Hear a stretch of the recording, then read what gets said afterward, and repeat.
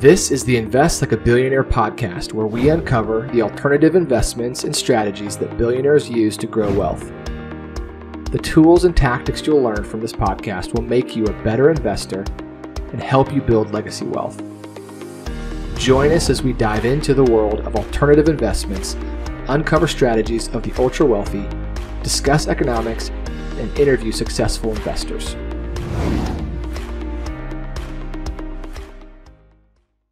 Welcome back, Invest Like a Billionaire podcast listeners. We got a really fun episode for you. This is part 2 of a series we did with Shifra Ansonoff, and she, in this episode, goes into real estate. And so she is the global head of research at Preqin, which is a huge data analytics organization in alternative investments. So this was really fun interview and really going into kind of the broad strokes of what's happening in real estate, both domestically and internationally. And, you know, for us at this podcast, we really like to focus on, you know, the real macro picture, because it really drives a lot of, where we kind of see opportunities. And for our listeners, it creates a helpful framework for discovering where are the best places to invest and what are the drivers that are going to support different places of investing. And, rising tide lifts all boats. You want to be where the tide is rising. So that's something we love to do in this podcast. And if you're enjoying this podcast, we would definitely recommend subscribing to this on your preferred platform of listening, whether that's Spotify, iTunes, and YouTube. And we do recommend on this episode to listen on YouTube if you can, because we do have a few slides that she's going to break down. And lastly, if you are enjoying this podcast and interested in learning more about potential opportunities and investing in alternatives, go to our website, which is aspenfunds.us. And at the top there, you'll see the offerings button, and you can click there to join our investor club and be notified as we have new opportunities for our investor base. So with that, enjoy the episode. Welcome to the Invest Like a Billionaire podcast. I am your co-host, Ben Frazier, joined by fellow co-host Bob Frazier. And today we have part 2 of a really exciting interview series with Shifra Ansonoff. And today we're going to dive in to real estate. And so Shifra is the global head of research at Preqin, and they are the alternative investment data juggernaut in this space, and have over, I think you said 400 analysts researching the data all across the globe in these investment classes. And we had our last conversation, which was really focused on the future of alternatives, just a really global broad strokes look at alternatives and the growth there. And today we're going to dive into real estate. And so this is one that's really interesting to us, especially given our business that we're in. And a lot of our investors are big investors in real estate. And so I would love to just dive right in. So Shifra, welcome back.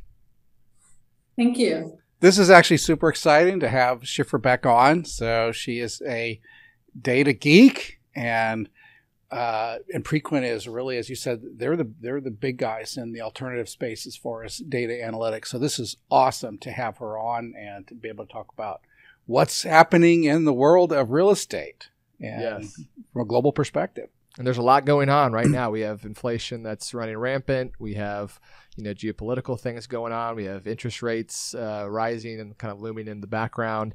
And so there's a lot to talk about. And just as a real quick thought here is, if you want to see the data, Shifra provided a couple slides for us to provide here, and you can follow along. And so would definitely recommend watching on YouTube if you'd like to see those slides. So Shifra, give us a little bit of backdrop for kind of the whole universe of real estate here.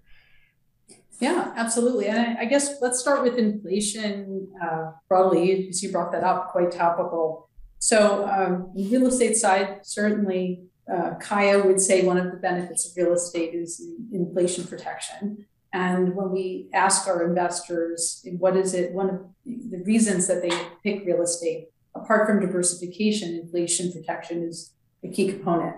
At Preqin, we've run empirical studies against all asset classes of alternatives, including real estate, to measure what is the impact of inflation. And we see a statistical significance, a strong one on the real estate side. Basically, the way we've done this is we took CPI, PPI data across a variety of markets, and we have our Preqin indexes that measure different cohorts of the market. And we look at the returns. We see what the beta, what the coefficient is when we run these regressions. We see a positive relationship. So, when we do this analysis, we look at also unexpected inflation and expected inflation. So expected inflation is really the Fisher effect formula, right? The nominal rates that incorporate the inflation component. So what is the market predicting? And then unexpected is really when you're seeing more inflation or less inflation than the formula would predict. So, but again, we see generally a correlation, but it goes much deeper than that. So not every property or investment is going to have that protection. So you have to think about it from different angles. If you're financing the debt, right, and you have a long-term loan and you're locked into existing rates and the rates go up, you're fine until you need to refinance, right? If you're financing a property that has a floating rate that will rise, your payments will go up. If you're on the equity side and it's a fixed rate, you have duration risk. You're not benefiting from the rising rates. But if you have an escalator clause or short-term lease, you could benefit as the payments would contractually increase with the rate of inflation.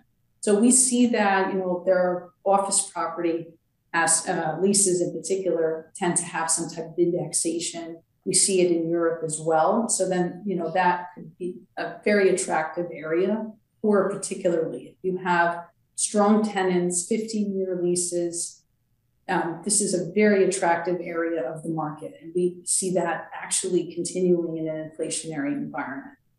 Secondary assets experience a sharper repricing. So poorly located, older assets with vacancies, short leases, or weak covenants may see yields move more proportionally, much higher, and an increased risk there. So what we see that might happen is flows coming out of those properties and then flowing into the core assets where we expect relative demand as investors are shifting per inflationary pressures. And we're also seeing variation. Oh, I'm sorry.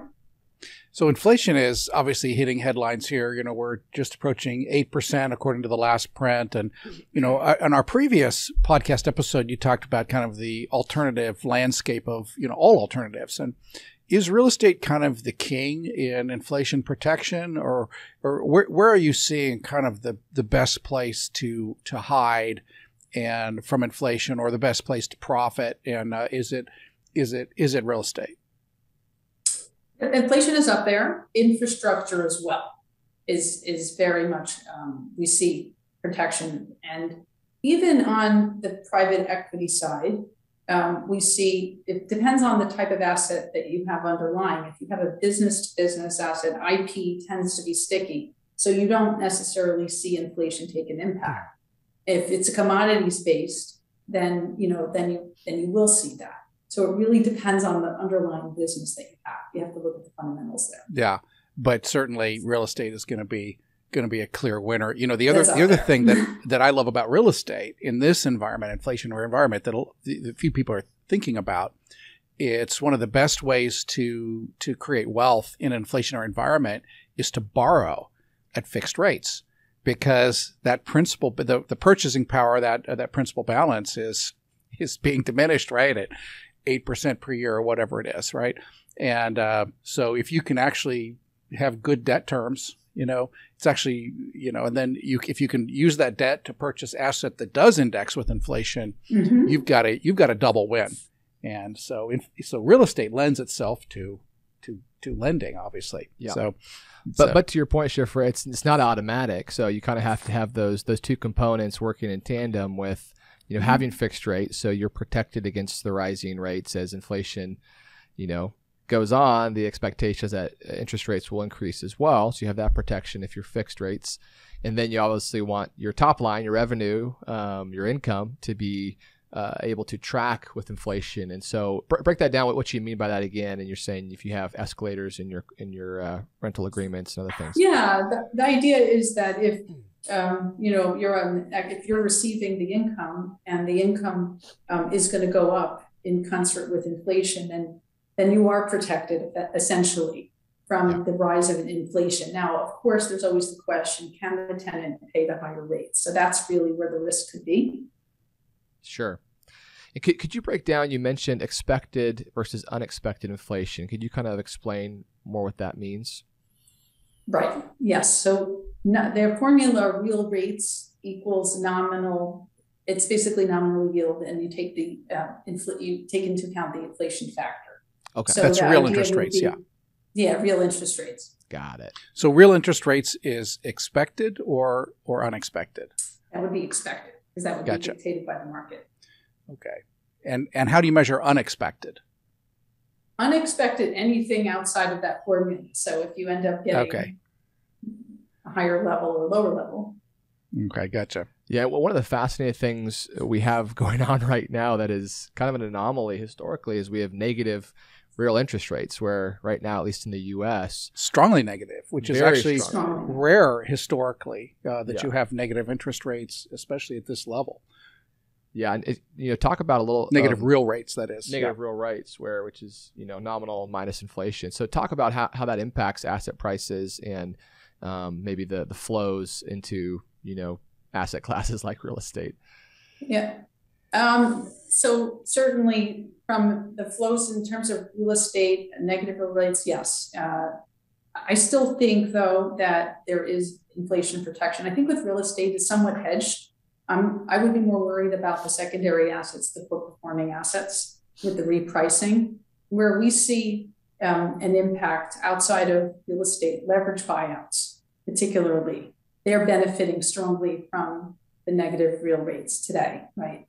But if that shifts, of course, then that's going to compromise the asset class. So yeah, LBOs have kind of gone in a real cycle, right? So you're saying LBOs are benefiting in an outsized way.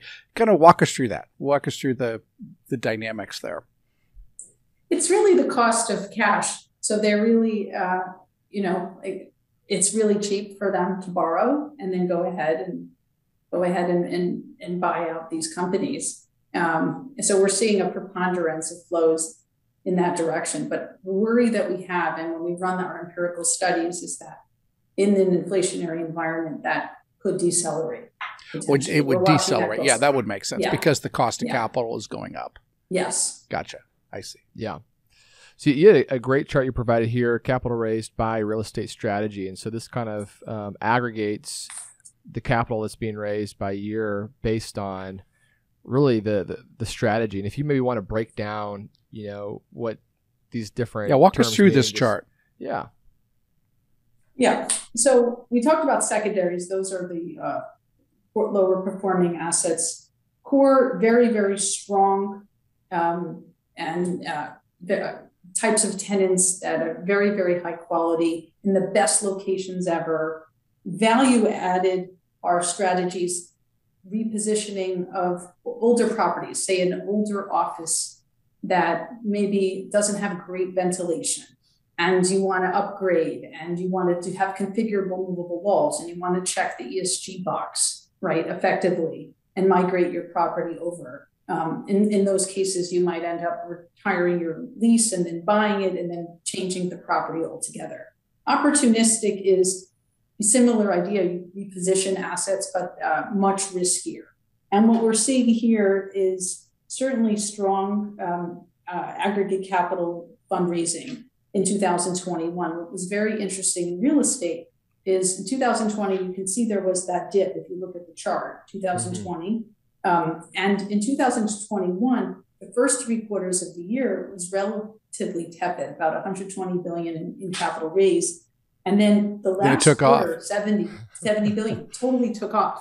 So when we did our projections of where real estate is going to be in 5 years, in the throes of a second weak year before Q4, we've been projecting a 7.4% CAGR, so real estate assets is approximately 1.3 trillion today, and now we're expecting it to hit 1.83 trillion. But in light of this Q4, when we rerun our estimates, I'm predicting it's going to go up even more. It's just that, and it was funny when it was in the middle of the pandemic, when we had projected our real estate AUM in 2020, we were projecting that it would hit 1.24 trillion, and we hit 1.3 in 2021. So we surpassed the level that we were expecting 5 years hence.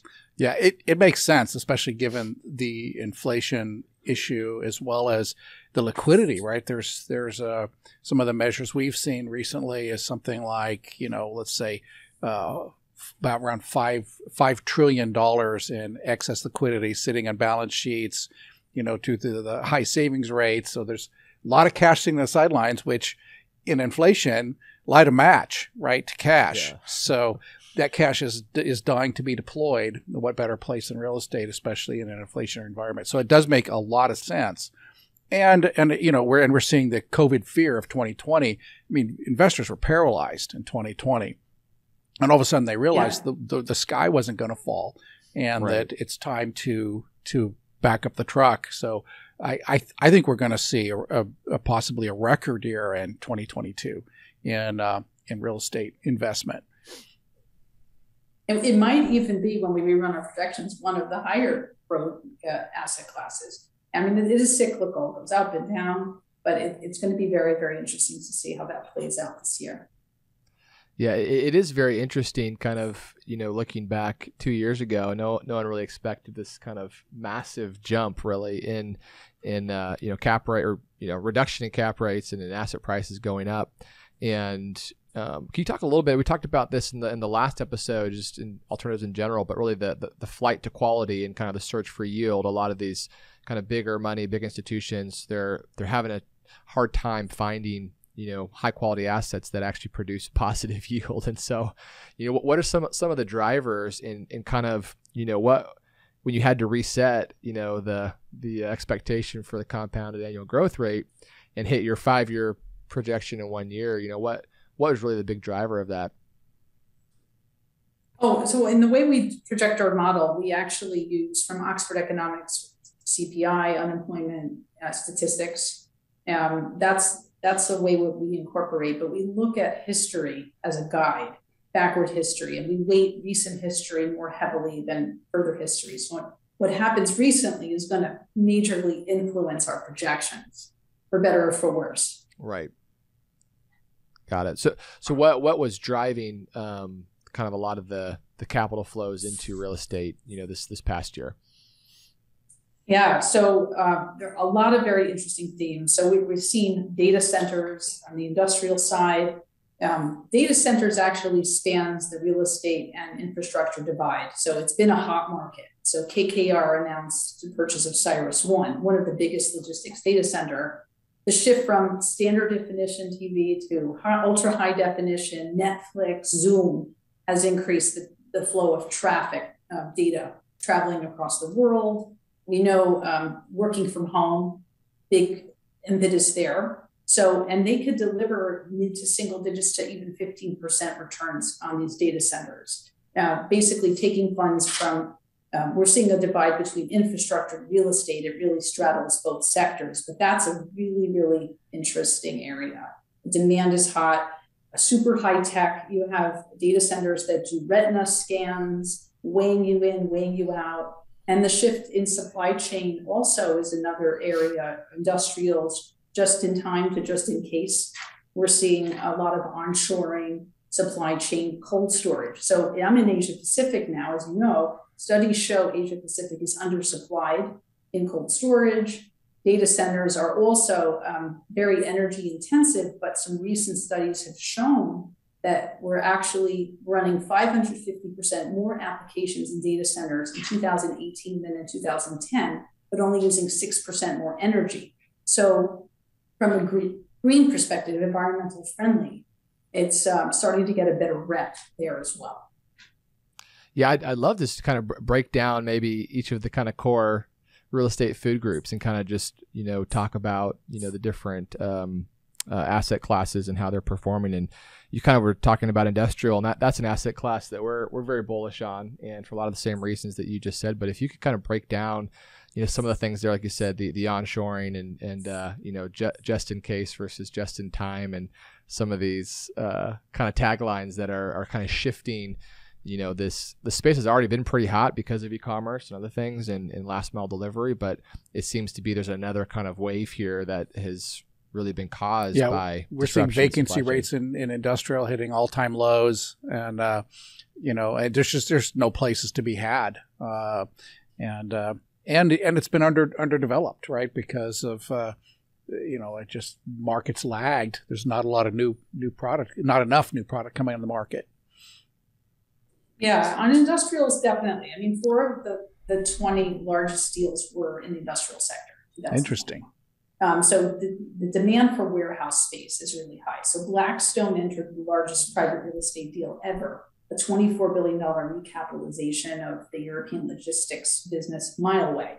Wow. So it's the boom in e-commerce spurring demand. I think that we were talking, Ben, about Kohl's when we had a prior conversation. I love the whole model where you actually go, you pre-order, you go to the store, you get what you need, and then you come, like everything is ready. So it's really an environment of make it convenient, make sure the supplies are there so they're accessible to consumers.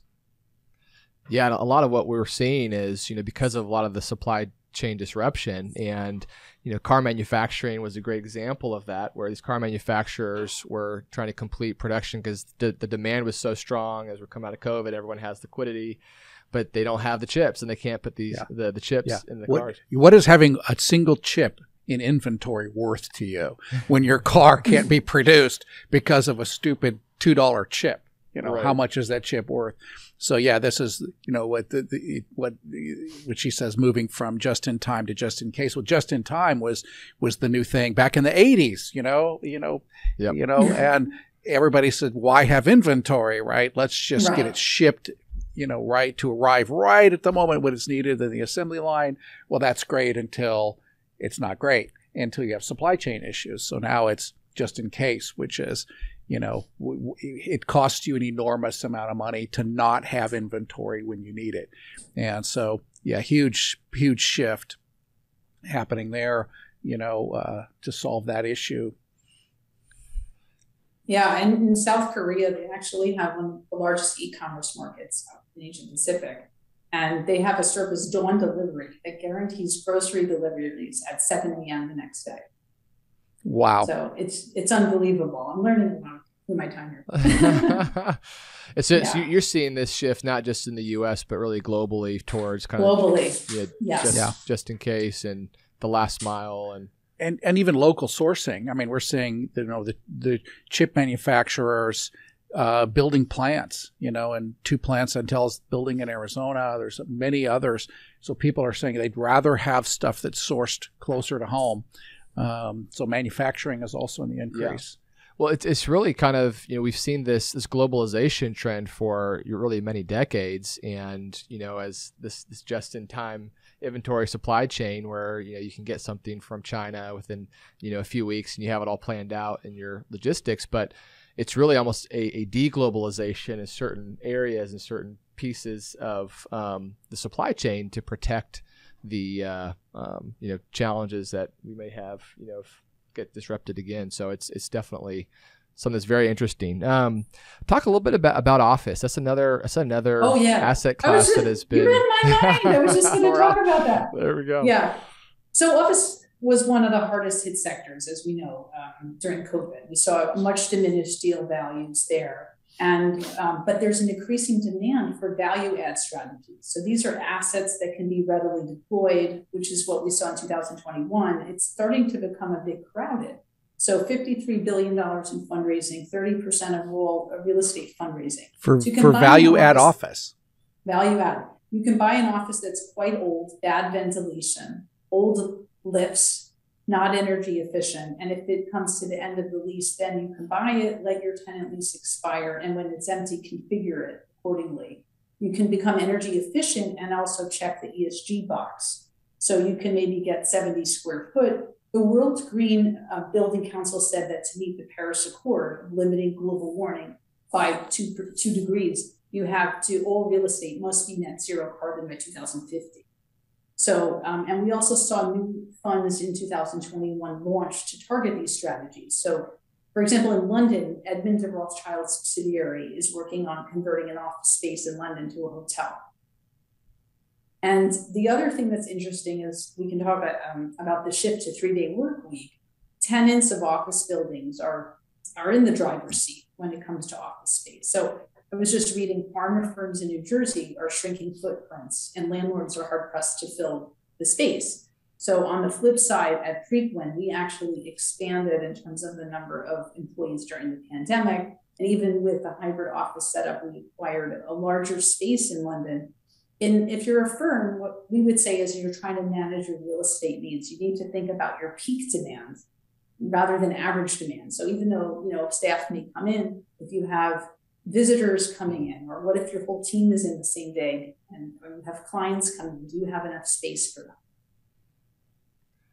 Yeah, that's a really interesting thought. I mean, because we're kind of seeing this shift in office and just this hybrid kind of mode of working from home and working in the office, and it seems like a lot of the kind of bigger tech companies and employers are kind of moving towards that model. So it's not going to maybe rebound to the same degree, but you're saying that these companies have to plan for kind of peak usage of the office, not just the average, because there may be times when higher than the average comes into the office and they need to be ready for that. So are you kind of implying that the impact may not be as great as maybe it might not be. And I think, we're starting to see, like, initially some firms were saying, oh, you can work remotely 100%.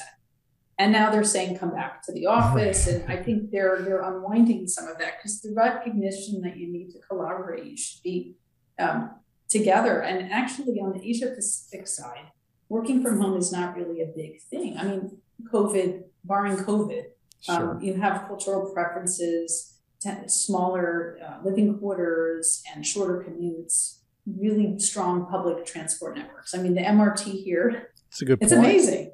Yeah. It's so easy to get around. So it really does vary. Yeah. And the other thing, I don't know if you've heard of, this is fascinating on offices. Have you heard of the Pret index? So Bloomberg has an index, Pret, based on Pret a Manger, which is, if you've gone to the store, they sell sandwiches and croissants, and it's a big thing in London. So they wanted to measure during COVID, what is the footprint? How many sandwiches are they selling at the stores in the cities versus the suburbs? And that was really a way that they measured, are people coming to the office or not? So Canary Wharf and parts of Manhattan that have Prets, very low foot traffic in the throes of the pandemic. But come February, the banks were asking people to come back to the office, and London has been ahead of us in the recovery from Omicron, where we're seeing the volumes go up. So people are coming back to offices, coming back to cities. I mean, there's still obviously a big Sunbelt move that has happened, but it is really fascinating following these trends. That's funny. So you're saying that it's almost a sandwich index. So they're measuring how many sandwiches these shops are selling based on suburban versus office sandwiches. Yeah. So that's great. There's science at work for you. Yeah. Science of sandwiches. That's awesome. And so your point is that we're starting to see a rebound. It's recovered. It's yes. recovering. Yeah. Yeah.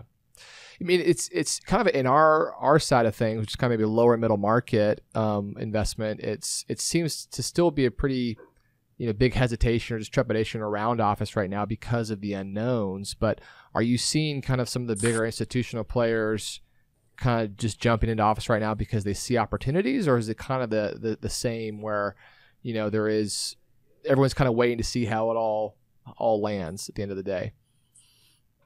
Yeah, I think there is some opportunities right now. I think there are some flows going to offices for sure. It's not as big as I'm seeing on the industrial side, as we just talked about, but we see this as a strong opportunity. And I think the ESG front is going to be a big driver, because I think there was a stat, something like 1 in 10 offices, is going to need some type of ESG certification and improvement. So the actual investment, the development that's going to be required in Europe and in the US to really upgrade the offices is going to be quite strong. And that's going to be a driver. This is something that we think as this takes off. And could you just explain what ESG means for those that may not be familiar with that term? Oh, sure. Carbon footprint, energy efficient. So, having the older offices with poor ventilation, the need to upgrade, and then even the way that people are working, the spaces, having more open spaces. And are you seeing ESG demand driven by renters or by regulators? By regulators. And also by, if you want to have an ESG, like a LEED, LEED is like a seal of approval for your property. Sure. Okay. And so a lot of investors allocators are looking at that. Are you ESG compliant or not? Yeah. Okay. And they want to demonstrate that they are, and the fund managers as well. Yeah, I think, isn't the U.S. kind of probably behind in that? I mean, Europe is always super green and very much probably way ahead of the game there. So, but that's coming to you think that's coming to America in North America in a significant way? I think it is coming, and I agree. It is behind, but I believe that that's going to be the next wave. Gotcha. I know Biden's pushing for it. Sure.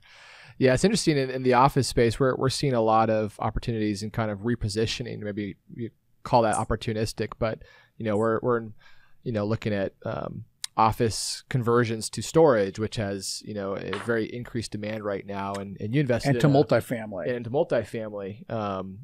We're kind of seeing some kind of repositioning of assets that maybe it doesn't make sense to kind of bring them up to maybe standards for ESG or those kind of, especially in the face of questionable demand, right? Let's reposition it in something else.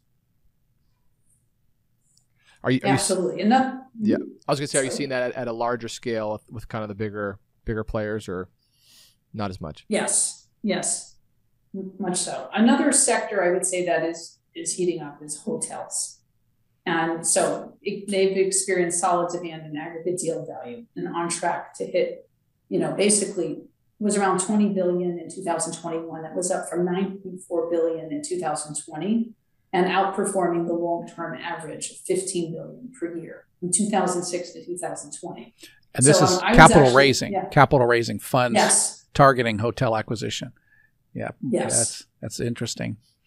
Very interesting. Yeah, actually, I was in Vegas in December for holiday break in the Paris Hotel, and the lines of tourists. People are definitely traveling. Planes are filling up. And one of the biggest deals that we tracked last year was the $5.7 billion acquisition of the Cosmopolitan Las Vegas Hotel. That was by MGM Resorts, Stone Peak Partners. So it's really, really interesting how that's picking up. It makes sense, I mean, office, I could argue that you're seeing something systemic, right? That it may not recover, although you're bringing some great points there, but hotels, are people really going to not travel, And so to me, hotels are kind of an obvious place to buy, and from an opportunistic perspective right now, because people are going to travel. Traveling isn't done; it's not over. There's no systemic decline in travel for some reason. It was really more of a shock, right, because of COVID. And are you seeing the demand, going into the hospitality or hotels buying distressed properties? Is this new development? Is it kind of a mix? It seems to be a mix, old and new, all around. But I think the expectation is that, we're definitely seeing a boom in travel. So, we're definitely going to see a lot, and people will go overboard because they were home locked in for 2 years. Okay, when they normally don't travel. I know for myself, we're planning so many family trips. Sure, me too. Cabin fever. Cabin fever. Are you seeing things similar to kind of what you're seeing in other asset classes, like you said, kind of this flight to quality, core assets being a big, driver of that? Are you seeing, like, within the hospitality hotels, is it, more luxury properties, more kind of high-end 3-star and above, or is it kind of more of the budget, side of things, or is that something you track? Seems to be on the luxury side, actually. Okay. Yeah. Is that what you're seeing too?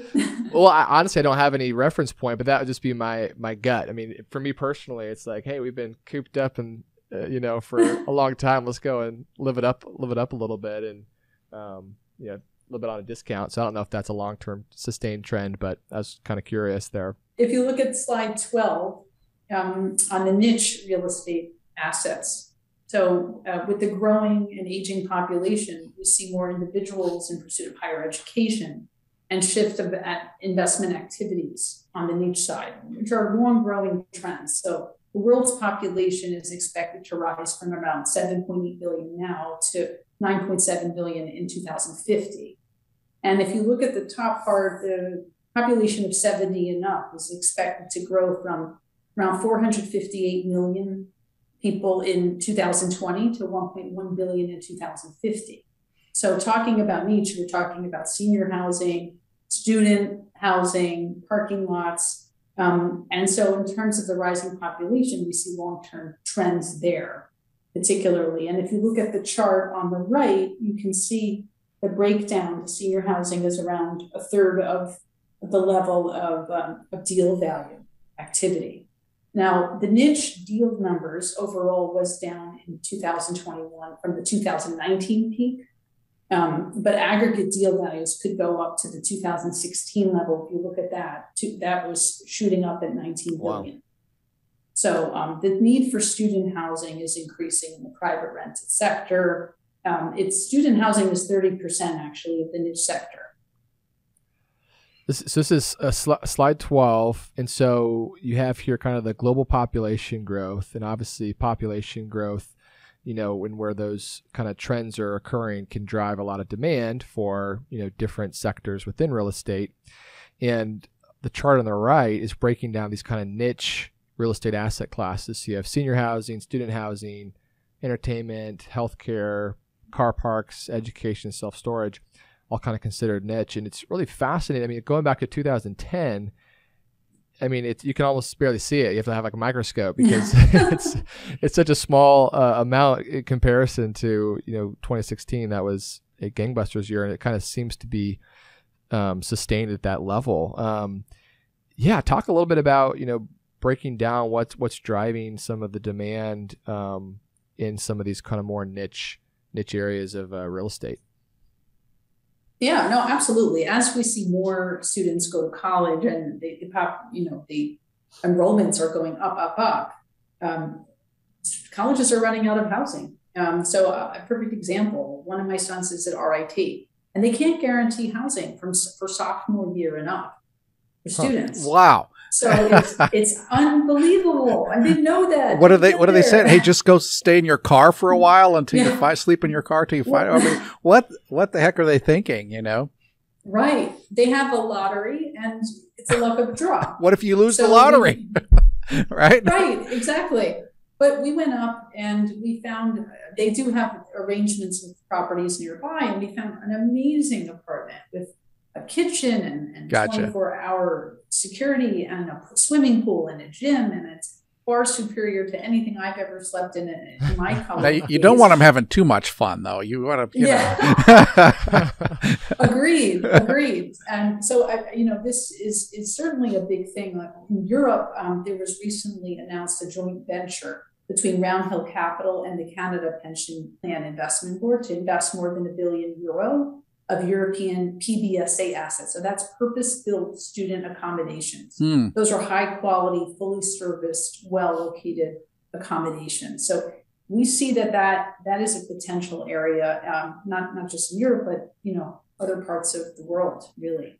I mean, it's interesting that student housing is such a big piece of this. I didn't really think it was that large. And, going back to during COVID, when a lot of the universities had to go virtual, it to me, it would have seemed like it would have softened the demand or investment into that area. But in 2021, it seems like it kind of rebounded pretty quick. I think it's very interesting you say that. A lot of the kids, as soon as they could go to college and get away, and they're ready to go back. They're ready to go. As soon as the colleges opened up, I'm going away. So I think that's sort of that surge. Yeah, we've typically seen historically during recessions, colleges tend to boom because people say, "Oh, if I can't get a job, let me go back to school." Yeah, get educated. And but we're seeing, it seems like, is that trend breaking, and are we seeing, just stronger sustained growth in people wanting to get educated, or is it really population driven? It's an excellent point. I'm hearing so many stories of people going back to school and dialing back. I mean, with COVID, we saw a lot of women had dropped out of the workforce to take care of their children. And it was interesting. I was listening the other day to a show, and rather than call it the Great Resignation, the Great Reshuffling, people are reevaluating their life, what they want to do, where they want to live. You know, do they want to live in a warmer climate or not? Do they want to? So there's this move to the Sun Belt. It's interesting, and there was a report about millennials, really the way their philosophy of not holding on, late to get married, late to have children, and even wanting to rent, right? Don't want to be tied down to owning a property. So it is driving rental values up on the residential side. I mean, we're seeing a lot of interesting winds of change, if you will, in the last few years. Yeah, and going back to a point you made earlier about the graying of the world, right? The let's not get personal here, but the silver tsunami, the silver tsunami. We're seeing. I'm not sure that's great investment. Necessarily. I mean, we are seeing some systemic kind of shift there too, where a lot of people are opting for home health care. It happened during COVID, right? That people decided not to institutionalize and to avoid senior care kind of facilities. I wonder if we'll see that shift. I mean, there's no question the demographics are there, that there's a tsunami coming, and right. And our listeners may be aware of what's happening in America, but it's far more severe in Europe and in Asia, right? You see, very much a graying society, and I'm sure you're familiar with the data out of China. That's the working age population is actually decreasing in China, and because of the one-child policy, the central planners never thought about, thought the population is a negative instead of, wait a minute, that's my GDP growth there, my future. But, hey, so big question, how's the world going to take care of this? And certainly where are the opportunities and or the risks? So any thoughts on that? Oh, absolutely. It's definitely see strong interest in the senior housing in Asia for sure. In terms of building that out, I see that continuing strongly in Asia, Japan, markets here. In terms of, there's a strong emphasis on health and life sciences. That's very strong. That's building out. That's building out everywhere. Health tech has been huge. So the life sciences, we didn't really talk about that, but that's also a growing area that's very poised for growth. You need the manufacturing distribution spaces. And actually, when the region's population in Asia is getting wealthier, older, or spending more on healthcare goods and services, health expenditure accounts for 60% of GDP today versus 17% in the US, according to CBRE, when you look at Asia Pacific. Interesting. Yeah, going back to kind of what you were alluding to a minute ago on the migration patterns, kind of in the U.S. here, and kind of this great reshuffling. I mean, it does seem to be driving, to your point, a lot of values in kind of the Sun Belt, where it seems like a lot of population is migrating and population growth there. What other kind of larger patterns, kind of domestically here, are you seeing just from a kind of broad strokes standpoint? Yeah, so multifamily build-to-rent housing has been an important component of real estate. So the strong rental, the preponderance there, and the increased rates. I think Dallas is showing huge increases in rental properties. It's almost becoming unaffordable, to be honest. Yeah. On the rental side, huge news coming out of New Jersey. In terms of home, there's not enough supply of homes to buy. And so it's really the wealthier investors really taking on these properties, if you will. It's really pricing people out of the market. Yeah, that's interesting. And we've been talking a lot about affordability in other podcasts, and just how, as the asset prices are increasing, for single family homes, in particular, and interest rates, as they increase, that drives affordability up, and so, or down, I should say. And so it becomes less affordable to purchase. And so it's kind of moving people to rent instead of purchase. But yeah, we are seeing too also on the other side of it. But it's the same in rents. You're saying the rents are increasing just as rapidly. So it's just really housing on affordability is rising. And it's interesting with your global perspective, Shifra. So, I've traveled quite a bit in Europe and in Asia, and the rents are higher. The square footage is lower and rents are higher. What are you seeing in terms of, affordability? Do you guys track affordability, and how does it compare U.S. affordability versus Europe and Asia affordability? Okay, well, Asia, I can talk about. Food's not that expensive, but I mean, the rents are through the roof. I mean, in Singapore, I've seen 40% increase in rents. Wow. And it's interesting. What we're seeing is a flow of people from Hong Kong leaving Hong Kong. Oh, I can imagine. The situation there. So there's a huge migration pattern coming out there. And I'm predicting, I don't know, this is just Shifra speaking, with what's going on in Europe. I mean, there's potential. There could be flows into Poland and Eastern European markets who are welcoming with open arms Ukrainian population. So, I think that there are so many geopolitical factors that go into it as well. Yeah. So a apartment in Singapore versus an apartment in New York. Talk about affordability. Okay. I'm paying about 8,000 Singapore dollars. So maybe that's 7,000 per month. Holy smokes. 7,500 for a 1,000 square foot apartment. So, okay. Yeah, comparable in New York, what would it be?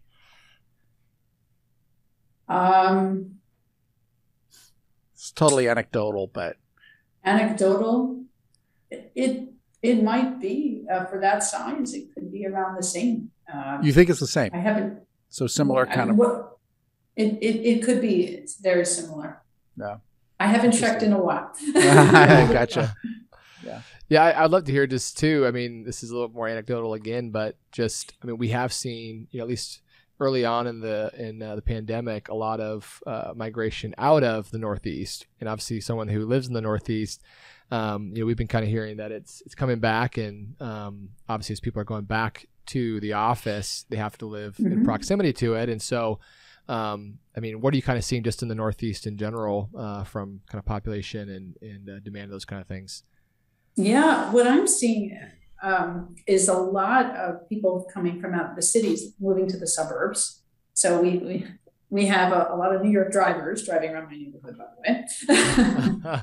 And but basically, people looking for bigger spaces, working from home, really trying to get a little bit more land, coming to attractive school systems.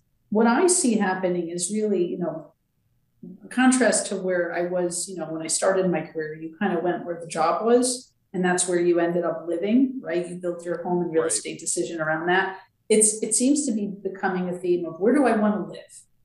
And then I have the job that will accommodate that. That's so interesting. Yeah. It makes sense. Yeah. It's a major shift, Yeah. What's happening. Yeah. Well, Shifra, any other kind of big picture themes here? I know we've been going along and getting a lot of data. This is so fun, but any other kind of points that you'd like to leave with our audience here? I think it's so hopeful. I think the real estate side, I'm really excited to see what happens with the repositioning of the assets, with the new look and feel of an office. What does it mean to have an office space, and the retailization, what that's going to mean for consumers. So I think we have a very bright and hopeful 2022. Awesome. Yeah, I think we'd agree with that. Well, Shifra, thank you so much. This is awesome. This was part 2 of really this kind of macro, big picture look at alternatives in real estate. And we just really appreciate your thoughts here and Preqin and providing this data for our listeners. And if you enjoyed, some of these thoughts and want to get a kind of in-depth report, Shifra has graciously provided a complimentary download from Preqin that you can get on the slide deck that you can download on our website, the billionairepodcast.com, and get that. And Shifra, we thank you again for coming on and sharing your wisdom.